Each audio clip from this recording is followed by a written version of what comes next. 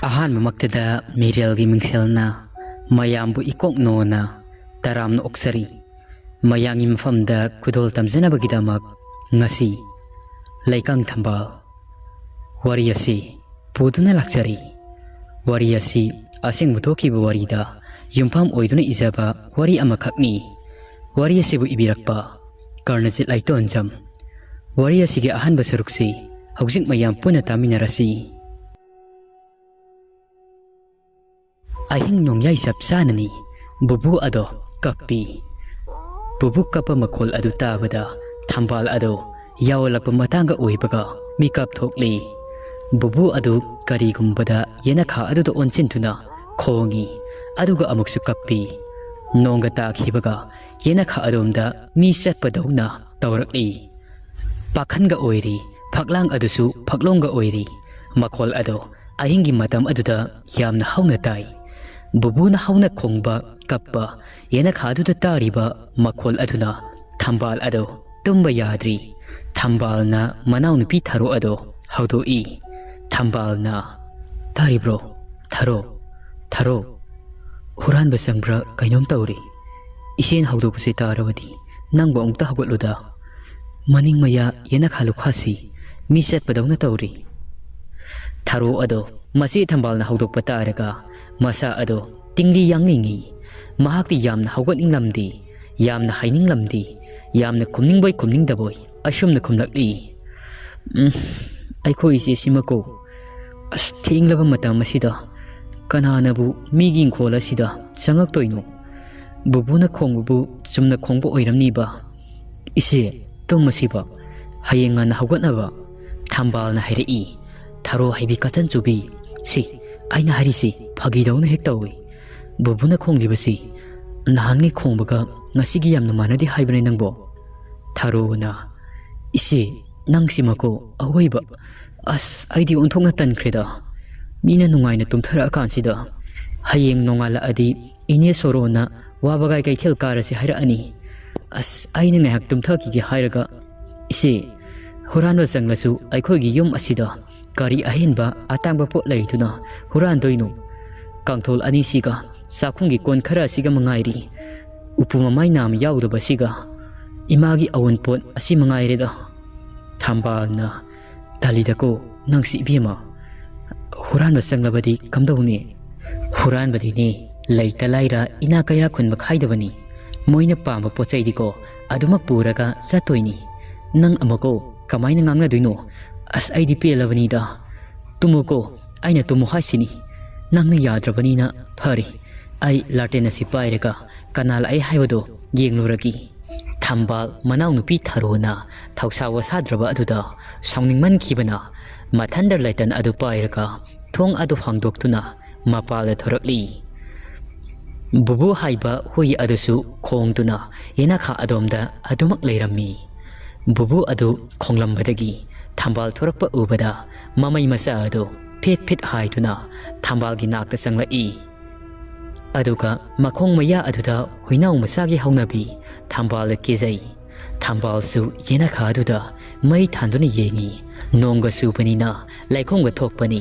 ꯃꯤ ꯆꯠꯈꯤꯕꯒꯤ ꯈꯣꯡꯒꯨꯜꯒ ꯇꯥꯕ꯭ꯔꯥ ꯍꯥꯏꯗꯨꯅ ꯀꯣꯏꯌꯦꯡ ꯌꯦꯡꯉꯤ꯫ ꯑꯗꯨꯕꯨ ꯀꯅꯥꯃꯗ ꯆꯠꯈꯤꯕꯒꯤ ꯃꯃꯤꯗꯤ ꯂꯩꯕ ꯎꯗꯦ꯫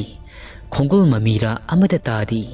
ꯊꯝꯕꯥꯜ ꯕꯨꯕꯨ ꯑꯗꯨ ꯉꯁꯤ ꯍꯥꯏꯕ ꯅꯨꯃꯤꯠꯇꯒꯤ ꯃꯄꯥꯜꯗ ꯇꯨꯝꯍꯜꯂꯔꯣꯏꯒꯤ ꯏꯃꯨꯡꯗ ꯑꯣꯏꯅ ꯃꯥꯒꯤ ꯀꯨꯟꯐꯝ ꯑꯣꯏꯅ ꯕꯣꯔꯥ ꯑꯃꯗ ꯐꯤ ꯑꯃꯟꯕ ꯑꯃ ꯊꯥꯔꯒ ꯁꯦꯝꯕꯤꯔꯒꯦ ꯂꯦꯞꯂꯤ꯫ ꯊꯝꯕꯥꯜꯅ "ꯕꯨꯕꯨꯗ ꯀꯅꯥꯅ ꯀꯤꯍꯜꯂꯤꯕꯅꯣ? ꯑꯩ ꯂꯩꯔꯤꯁꯤꯗꯤ", ꯑꯁꯤ ꯍꯥꯏꯔꯒ ꯊꯝꯕꯥꯜ ꯕꯨꯕꯨ ꯑꯗꯨ ꯏꯃꯨꯡꯗ ꯄꯨꯁꯤꯜꯂꯛꯂꯤ꯫ ꯕꯨꯕꯨꯁꯨ ꯃꯃꯩ ꯑꯗꯨ ꯍꯥꯏꯗꯨꯅ ꯏꯃꯨꯡꯗ ꯆꯪꯂꯛꯂꯤ꯫ ꯕꯨꯕꯨꯒꯤ ꯃꯐꯝ ꯑꯃ ꯊꯣꯡꯖꯤꯜ ꯃꯌꯥ ꯑꯗꯨꯗ ꯁꯦꯝꯕꯤꯔꯤ꯫ ꯃꯍꯥꯛꯀꯤ ꯀꯨꯟꯅꯕ ꯊꯣꯡꯒꯤ ꯅꯥꯇꯩ ꯑꯗꯣ ꯊꯤꯡꯖꯤꯜꯂꯤ꯫ ꯕꯨꯕꯨ ꯑꯗꯨꯁꯨ ꯐꯤ ꯑꯃꯟꯕ ꯕꯣꯔꯥ ꯑꯃꯅ ꯅꯤꯡꯊꯤꯖꯅ ꯁꯦꯝꯂꯒ ꯃꯐꯝ ꯑꯗꯨꯗ ꯀꯨꯟꯊꯈ꯭ꯔꯤ꯫ ꯊꯝꯕꯥꯜꯅ ꯍꯨꯏꯅꯥꯎ ꯃꯆꯥ ꯑꯗꯨ ꯕꯨꯕꯨ ꯌꯦꯡꯂꯒ ꯑꯁꯨꯝꯅ ꯍꯥꯏꯔꯛꯏ꯫ "ꯉꯁꯤꯗꯒꯤ ꯍꯧꯔꯒ ꯕꯨꯕꯨ, ꯅꯪꯁꯤ ꯏꯃꯨꯡꯗ ꯇꯨꯝꯂꯕꯅꯤꯀꯣ꯫ ꯍꯌꯦꯡꯗꯒꯤꯗꯤ ꯅꯨꯃꯤꯗꯥꯡꯁꯤ ꯃꯄꯥꯜꯗ ꯊꯝꯂꯔꯣꯏ꯫ ꯕꯨꯕꯨꯁꯨ ꯑꯉꯥꯡꯅꯤ, ꯅꯨꯃꯤꯗꯥꯡ ꯀꯤꯔꯅꯤ, ꯑꯩꯗꯤ ꯀꯥꯎꯔꯨꯔꯦ꯫ ꯕꯨꯕꯨ, ꯅꯪ ꯉꯁꯤꯗꯒꯤ ꯏꯃꯨꯡꯗ ꯇꯨꯝꯂꯨꯀꯣ", ꯑꯁꯤ ꯍꯥꯏꯔꯒ ꯊꯝꯕꯥꯜ ꯑꯗꯣ ꯃꯥꯒꯤ ꯀꯥꯗ ꯇꯨꯝꯕ ꯆꯪꯂꯛꯂꯤ꯫ Tharodi adumak nakoktuna tumduna leirami Thambal tharona nakoktuna tumba taraga mitlu anidagi thingamdraba mitlugi pi ado sinthara aying isik hunba khuding tumba yadi aying ek oirakpaga khalroi haiba wakal mayam ama mathang manau naina hekta haunaduna mahaki makok aduda urok paringumna paring sana sana hekta paisila matamdo ningsing lubada mittagi pita kiba khangaudi mamanga na kaina khrabasu mapa masa ahum khaktani kayada ingna sikna nungaina leiramba mapa na migida thong thongnau senba usuba yautuna yum punarami saningbada sa setningbada set adubu ngasidagi sahi ahumgi mamangda harawa nungaiba khudingmak ado loinamak mangkhri mamabu mihatpini haituna thongamba butongi misi matangda maral thangjinduna leikai miyam changduna mayum maikei pumba ado mai thadokri miyamgi haurakpa yau amada asum aran thidana ngami haituna numidang amada leizaramba malsang pumba ado mainungda tumna sakri maral leizidraba mapana fadok taduna sajiwa jelda sahi kunmanga leibagi additional session judge-na rai takri misang sangga leizadaba sen paidaba masil manau ado mapabu kanba ngamau khidri mihatpigi masani khulleikai aduda leiba yaroi haiduna masil manau ani ado tanthok pirakhibani masina khunai sigi satnabini miyamgi wayelni mob justice mayum maikei leifam leitraba mamagi mafam thongjawasida mamagi yumpham maset amakhak mabokna thambiramba sida pakhan masa amada hingdabadi yadi masil manau ani ado laikhibani sakhawi lanfum masida mingondagi seng khuya ama nigado saruk suja nomjaraga masil manau ani asi yum punai thambal na migida chapu saba yawi chapu saba ado yamna hai amoromda tharona wabagai kaithel polakta famba sak hotel amada migi mateng pangbo oina yawi laikai aduda laiba soro kaubi nupi amagi hotel da soro isau langjerabasu mabuk yamna phai masil manaugi wa tana famni soro leiramdrabadi taibang pana sida makhoi anigi ni haibada sangjafam leiram loi ayuk ngantadagi hauraga mahaki hotel yawba ado chatpani tharo ado wamandana hotel gi kupnom suba aduda tumlibani haituna thambal nasu khangli thambal masilda asumna soli baba nang leiram labadi aikhoi asi yawna waram loiko ai tharo gi matausi yengwa ngamdri paba nasana pabana tekta kaidana halakpado wana ngairiya paba anauba numit ama thoklakpa laira khangpok sang sida thambal mathamoya duda umsaknai lanjadraba makoina awafa masida takhiba duda thambal wakal mayam ama khanna adumak tumthakri amam angan sinaramdai gi matam aduda tharo ado mikap thorakli masidi ningaidana tummi mamang thong ado hangdokli aduga mamai mamit ado tathoknaba masil maya sengnaba ising ayingba bartin ama jamjam launa sai tharaga hek satpani thongal dana ngantana soro ado auto da tongtuna laklaga horon hekta khonglaki ngasidi tharo ado nahange hagotpa matamdagidi kharangan na hawatli masil maya sengba latan ama pairaga mapalda lei mana masil maya sengduna leiringaida mi satpadawna ena khayingun aduda torakli masina aying aduda haibado khangning ningsinga huran ba sanglabra haina haikhiba ado khangning ningsinga phai sanglama thoklo khangloidrado tharo agi khutta oh utup se ekta paikhatlagi aduka makok aduda hekta thomagi miki laiki dabi laisangtem tharo lai haibasi kawboi ko tharo masil sengba adu prep losilli aduga yena khada laiba utup ama tap launa pai aduga makut namadana lettern adu pai khongthang makol tariba yena kha adumda lai ko yengi nathau laitaba makai yena khayum kulasida koisa satlibado ahing nungsoiba supa laiba sibo kanano haibani natik leirabadi thola o nakok tuda utup sina thongi kanano haibani migi yena khasida tamnarai sarido Tharo yenakha adomda utup adu pairaga ashum lai koyeng yengbudi lepti yumgi kha thangba kasil amada ngaurok ngauba mi amana famduna laiba ado marks urakli maki mamit aduda yumgi kha thangba kasil aduda saru kharam supai saru paiba kasil adumaktani madu ubada maki mamit ado noi tuna mamit aduda masin marang oina uriboita ningi Tharo wakok adu khutpai setna pai angauba adu thomlagi haituna prap changsilai hek changsinbaga matung lomdagi maki lingchum maduda kanagumba amana tap launa pairei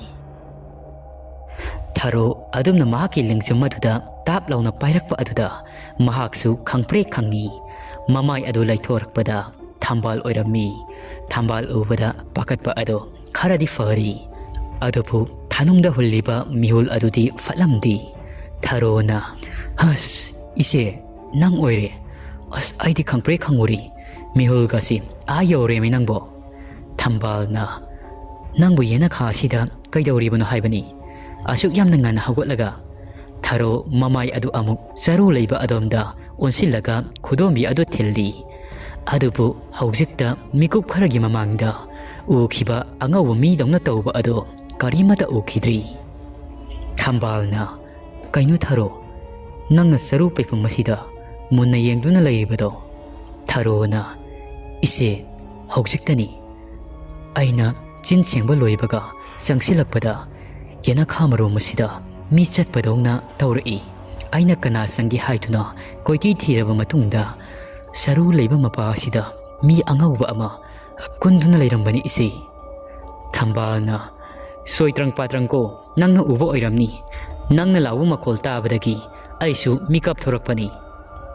Tharona as khangdrida isi aisu kari haigadabano Thambalna laosi nongala kadawri ine sorosu laklakani magi otodo horondo khongdringaida chalu loisiluro Tharona hoi isi Tharosu asi hairaga loisinba sangkhri Thambalsu manaw nupiki tung ilakli adubu mahaksu tung hantuna saru leiba adomda hek yengi haibaga tawbaga thonga lomda diesel auto thausilakpagi makol ama tarakli makol aduda Tharo ado mahaki loisinba loituna auto lakpa makol adu tarakpana ise chatli asi hairamlaga hobe chatkri wabagai kaithel pangkhri soroga loina tuna manaw nupina chatkiba maikei ado Thambalsu yengdun laikri Thambalsu ayuk aduda magi tofom thokpa thabak tawi memsa ado hobe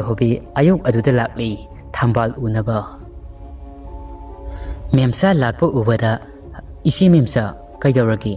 hobe la isina aikhoigi lambido nongga subaga yadabaniko khara dinan bani amuk tu sindanako tapna lakpa yadro memsa na nang loisilamadra haiduna hadu watu laklibani aigi si bema Thambal ngasi di tada tomal hoida sapu sabado satkadabado la anu hairei makhoigi hanuba ama laibado adu laitraba mali ngasi ayukto paw hairambani angang tharaktuna asi ama yari marang ahal adugi karma loidri faudi sapu sabado matam khara amadi lepsi hairakli memsagi wadu tabada wakhal nungai charamdi Thambal ado Thambalna hairei as ahal dugi khalurabadi nungai tini aduda sapu saba lakano harisibo matam kharadi kamai tawni ise memsana khangdrida ibema tawdoisi lairabada laisangi haithuni tawrisi moigida ikhoidi thabak suba yawbanina mi atopagida sapu saba yawge haibasu yaro oido tawrisi Thambalna hairei ise karma amada yamdrabada numitara marini sangi sanglaba numit kayasi khuta silamata paidana thoktana karamnadi laigani isi as aidi asidagi phanglakpa selna yum punaribani inaw nupina migida hotel yawbagi nongmagi lupa sama sani phangbasina khaibirakpa sina hojik matamgi potang laktang sida kaidawroni isi Thambalgi wadu tabada memsa ado pukning nungsirak tuna kapthora memsana hairei Thambal, isi di sayang pukpini, isa mga siga, nupa suning kidraba siga, kaidogdoy no khangdreda. Aibu isa singa siga, hu saminaraga ko, puna siminadra khangdreda. Aidi kokta khut hapa haibado, thok leibema. Thambal na, as ise, adumain haiganuba, sara henbagi damakpu misinabro. Manak nakpa sekol amada matam khara yaurasira, memsana, aduna pharadra. Thambal na, asina pharani ise, lanfam haibasidi mayong yagadabani. Isegi isa mga aduna hayingway chauraklaga, isegisu pangan oiduni ise, ninga naganuda ise. Thambal na adumna thiamjanbadagi, harau satkri, memsa ado. Thamba lairabagi saina asina, saifam nairaba punsigi hidena sida, punna sakta minaba ngaktani. Isel amada torel amagi tuthupni. Memsa nupa fatabagi sakri marak aduda, awa saina khangduna, masa mga adu khakka chawasare pharabadi haituna, ngaijariba mama amani. Thambal mathamoide khalli, ngasigi numina sida, yumdagi hendoklarogida. Hayengdagidi sikolda thabak suba satlagi, ngasigidi potharagida. Thambal ado imung ado wai nana taithoki khanduna, nura sapu ado paituna, lamyai aduda wai taiba horakpada ngairi. Makoida loiba huinau masa bupudo, Thambal na hipliba kangtholdugi makhada sanglaga, khoro leibak adu khotli. Karigumbada huinau masa ado kangkhalom aduda onsintuna, amuk-amuksu kana khongi. Thambal lamyai aduda wai tairi, wai taiba loiraga, iru maithazaraga, sak thongtuna charagi, aduga fisu sugi khanduna, ngasidi thabaksu suba satlaroi haituna. Bubuna kangkha makha aduda changduna tawriba adu Thambalsu ururi, kayauribano haituna khalli. Hoi ojarabasu pikti pikliba angang masani, aduna huinau masa ama oibagi, sumna tawjaribani haiduna, adumak khalli. Adubu bubuna leptuna, laibak adu khotpada, uraga Thambal adu, wai taiba leptuna, bubugi manaktamna sangsilai. Aduga, bubu, kaidoragi nangbo, si, to'osi, imungdani, laibak khotpa phateko, asi haituna, bubu adu thiamjilli. Bubuna khongtuna mapalonda senthokri, Thambalsu wai te hauri. Thambal thoina khanjiludi, sumnaki leibak khotliboida ningi. Kaisu nasungluba tauda, maki wai te fum thokpa adu tairaga, iru maithajaduna chak thonglaga sari. Nungthil adu ngaihak pothagi haituna, famung aduda kakhatli. Aduga mahak uirambadagi, nungthil talak aduda Thambal adu, adumak tumthakri. Tumthakibada ngairi. Mahakna hipliba kangtholatugi kangal sekok khoyarom thangba ado mathanda teklai, aduga akanba saum amgal loinatuna Thambagi lawai mapa atuda sabchana thomdarai. Thambal aduna kangthol sekuk aduna thomba aduda chaina faurakli. Chaina adu fauba aduda tumtharobaga mikap thorakli. Mikap thorakpa aduda kangthol sekok ado tektuna lairamba ado mahaksu uri. Thambal do as ayo ima, kangkal sekok asina thaduna aibu siramoidra haiba, as tawrisi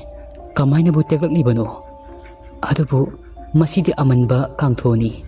aduna su oiramba taida. Asi hairaga kangkal sekok adu amuk simi, kangkal sekok adu ngangna simi, semba loibaga amuk ngaihak tumnaba hotnai, hek tumthagi tawbaga. Huinau masa bubu ado kangkal sekok lomda yenglaga ngamjibi thaduna lak tuna khongai. Bubuna adumna lak tuna khongba tabada Thambal adu tumba yadri. Thambal na, bubu kaidoragisi kashu tawdebasi. Bubu adu huinau masani na mabuk lamduna khonglibani khalli. Thambal chakum lomda changlakli, chapudagi cha khara ama kotlaga, nga ayaiba khara totlaga amuk sak thabiri. Mahaki thariba sak aduda mahaki saramdi, hena dum imung aduda changkhraga kangthol aduda yengaga lepa leitana khongi. Aduna maram isa sadana bubuna yengduna khongba uraga Thambal adu sanamaki handak mukti kainoma khalakli. Karimata khanjaramdabani, hanadi sumnatang khongni boita ningbani, adubu khalakli. Masilda asumna soli. Mamittaga kari kari urabasatno uhaitabaga huidi mahausadagi mamittaga laitin ui haibani adugi oirabasatla adubu aikhoi imungasida karibu laidana udoinoida angang oi tawdana ningai tawdana khongjeiba haibado oiramganida laibaksi onthokna nakrida sekhokna thongkhibagi bubu si khonglanusi asumna thambalna bubu adu themjilli aduga bubu adu mathada pamkhatpadagi kharadi fari huinau masa adu Thambal handak marak asi sarak sahingnai masa adu thenglaba matam phauba anama matamda migi order pi khinaba haituna sapu sabada khujeng naba ngaksam naba tawdagi ayambana ayok sak saba hek tokpaga nungthil ngehak potha ningduna tumbani bubu adu them nawraba matung ngaihak mapalda thadoktuna sana halli bubu adusu sanari horiba makong amada sensinduna sana khri Thambal su masa adu sikpana ngaihak tumnuge haituna mahaki ka aduda changlakli aduga phamung aduda tumthai hek tumthabaga masa adu kanagumba amana namsilakpadawna phauba horakli thajin phungalakli mamit adu usinna angang nupa masa amana mahaki manak tamna sangsilaga makhauri saram aduda makut ani sangduna kanna metpadawna phauba horakli Thambal tumlambadagi angang nupa masada ubada pakhattuna khanglaw laurakli aduga mamit ado pangthorai mamit ado pangthorakpada ihang hanglammi kanasu leiramdi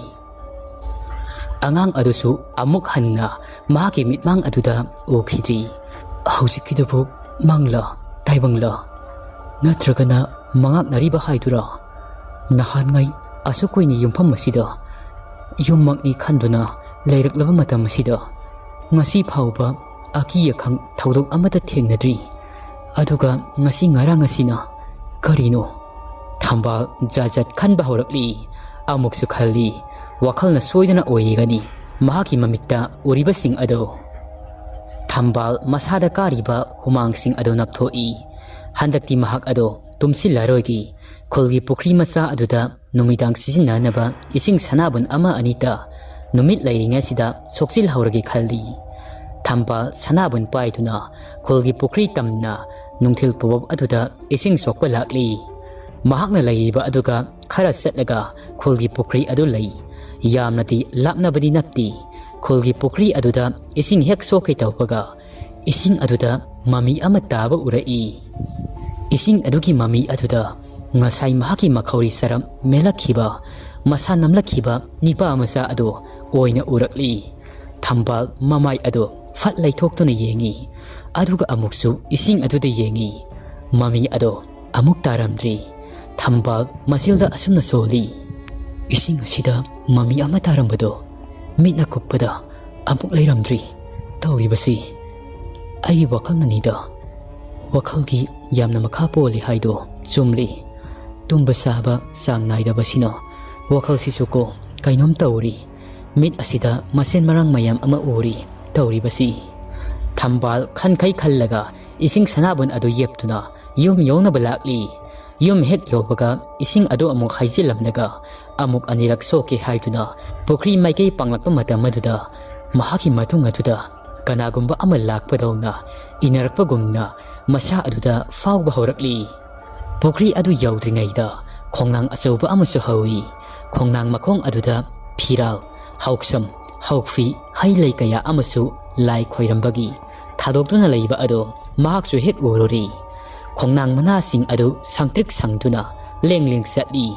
nungsit adusu adumak liri sitli khongnang makhong asisu khulasigi oina khwaidigi laifam kanba mafam amakhakni Thambaldi yum hongakpa anawa oibana khongnang asigi wari amadi laifam tinfam kalle haibasi khangbanati nungthil pobab oibaga mina kaya satnadaba sangbada ki hangoinaba pokpa mafam oibana